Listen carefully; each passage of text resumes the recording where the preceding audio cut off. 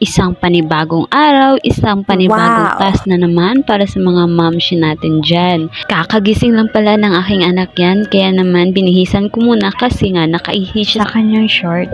Pahirapan na akong magbihis sa kanya dyan kasi nga lumalaban na siya at ayaw pa nga niyang itaas ang isang paa niyan.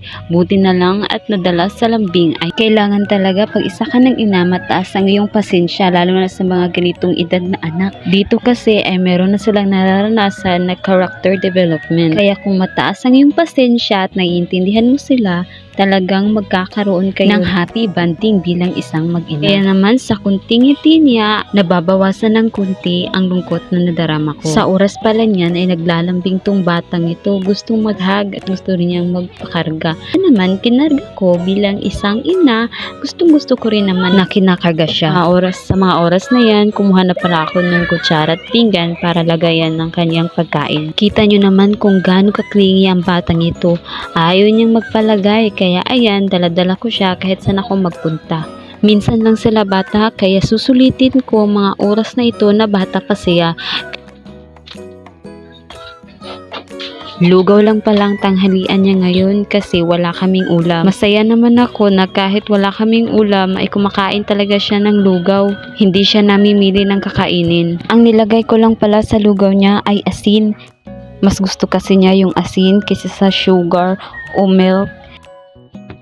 Nagmana siguro sa akin tong batang to kasi ayaw ko rin sa matatamis na pagkain, maliban na lang siguro kung magkakape.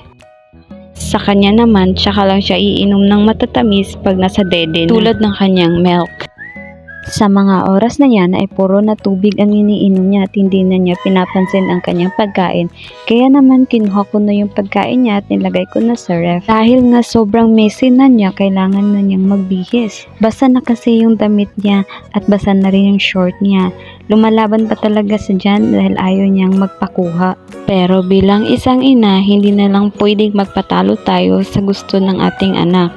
Kailangan pakita natin sa kanila na sila ay inferior at tayo yung superior. Sa pamamaraan nito, mapapasunod natin ang ating mga anak na hindi natin sila nasasaktan. Tinanggal ko na pala ang pangtaas na damit niya kasi basang-basa na ito dahil sa tubig na iniinom niya kanina. Pag alam ng bata na inaalagaan at minamahal natin sila, sinusuklian nila ito ng malaking ngiti at malaking yakap. Kaya nga sila yung tinatawag na bundle of joy of the family dahil sila yung nagdadala ng matatamis na ngiti at nagpapasaya ng buong pamilya. Nakikita nyo po mga damit ay hindi na po yan labahin. Yan po ay isasampay na kaso lang po nagdidilim po yung panahon kaya po stuck nang muna siya dyan. Ito pa lang sa chikiting ay umihi at hindi pa siya nakontinto ay pinaglalaruan pa niya ang kanyang ihi. Hindi ko na pinakita sa video pero naslide po siya dyan sa kanyang sariling ihi. Napakalakas po ang iyak niya dyan kaya kinuha ko na lang siya at dinala ko na lang siya sa kwarto at dun ko na lang siya planong bihisan para hindi na niya mapagtripan ng kanyang ihi.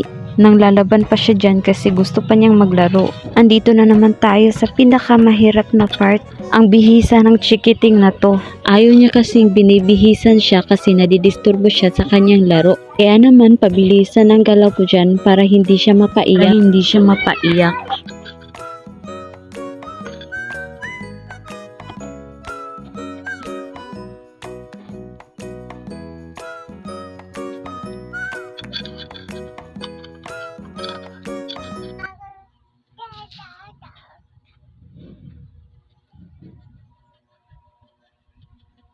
Bye-bye!